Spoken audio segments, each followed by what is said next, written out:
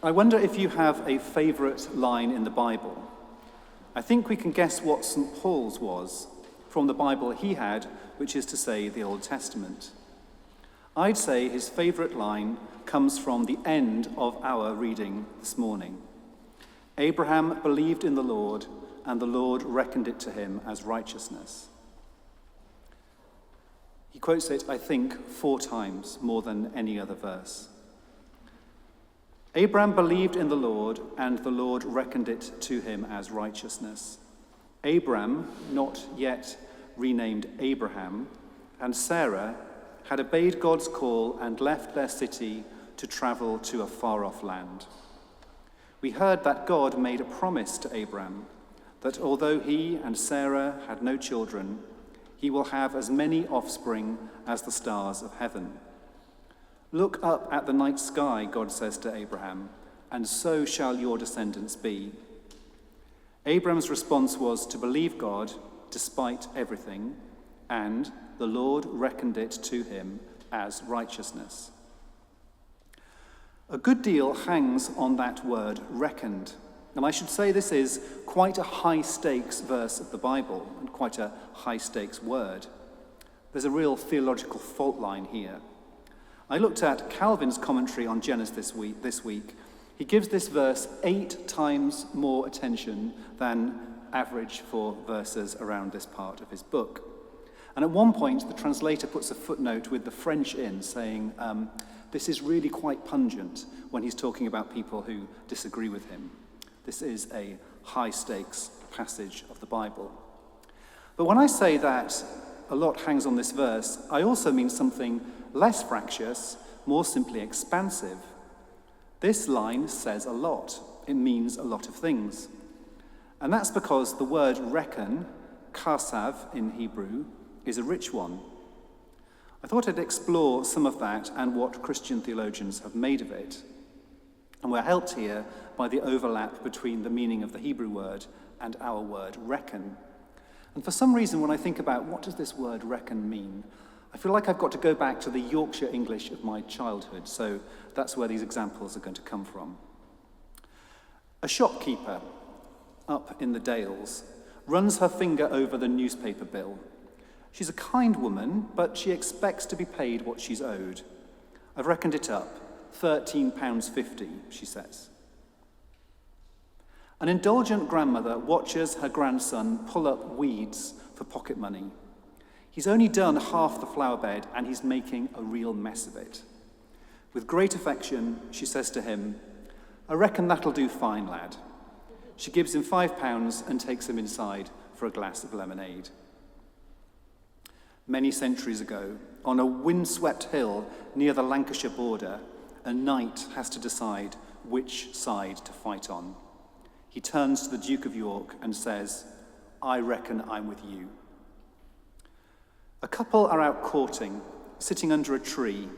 The besotted young man gazes into his beloved's eyes and says, I reckon you're smashing.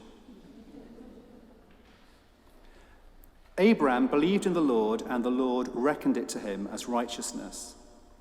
The bluntest sense of what this reckoning might mean is simply counting or recognizing, like the newspaper bill. But that surely doesn't get this verse right. There's more going on here than God simply assessing Abram's righteousness at face value. There's more of it of grace and divine creativity and initiative than that. And in fact, for a simple factual assessment, you'd almost certainly use a different Hebrew word. On the other hand, I don't think Calvin gets it quite right either, going in the opposite extreme, writing that, and here I quote him, the faith of Abraham was accepted in place of righteousness with God. That seems a bit clunky. It's not simply that Abraham wasn't righteous, but God pretended that he was, as if these things were kept at arm's length from one another. So let's say that we'll exclude those two extremes. On the one hand, that Abraham just was righteous, and God kind of counted it up, or that Abraham wasn't righteous, not changed at all, nothing changes, but God pretends otherwise. I think there's something really interesting, or rather several interesting things, I don't want to pin it down exactly, in between those two extremes, and our Yorkshire examples will help us. Consider the indulgent grandmother. Her grandson is not doing a great job, but his heart is in it, and there's a relationship between them. So when the grandmother says she reckons he's done all he needs to do in the weeding department, it's about love.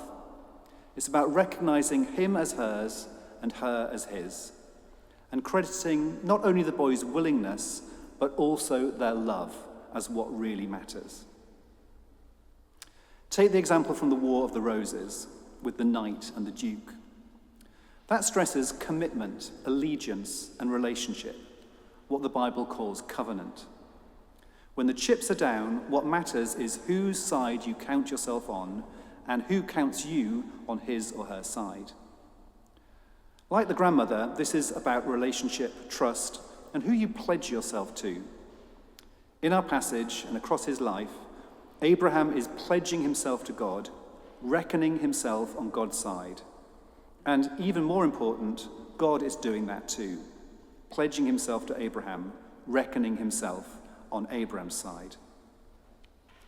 The final example, the love-struck couple, takes this even further. The lad loves the lass. That's not because he's counted up or reckoned in that sense all her appealing features, bearing also in mind a list of her demerits, and the tally works in her favour. No, I reckon you're smashing. Something beyond calculation is in play, something we call love. It's not that he's oblivious to her either, precisely the opposite. But there's a creative, transcendent quality to his attention that sees in her what others do not, far more than a tally of good and bad points. Thus, too, when Abraham believed the Lord, and the Lord reckoned it to him as righteousness. There's no cold, factual, clinical assessment here, but neither is it just make-believe. There's love. There's the love of God which makes a covenant.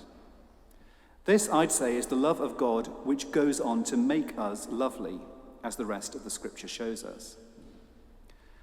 And the centrality of what I've been talking about, of relationship, is really important. Because what is the righteousness that really matters, ultimately, but simply a right relationship with God? And God forges that relationship with Abraham. In fact, the Hebrew for Abraham believed has a kind of extended sense to it. Over his lifetime, Abraham has gone on believing in God, and he's done that because God has gone on being faithful to him. And out of that, God forges a relationship, and that's what matters. I'll close with St. Paul. As Paul stresses again and again, God invites us to believe in him, which is to say to trust in him, and he will reckon that to us as righteousness. That's not because we are righteous, nor because God indulges simply in make-believe, but because what matters is the sort of relationship we have with God, who is rather like that loving grandmother with her ineptly gardening grandson, who is like the Duke who invites us to be on his side, and he will be on ours. And remarkably, God is even, it turns out, like that love-struck youth. I reckon you're smashing. Thanks be to God.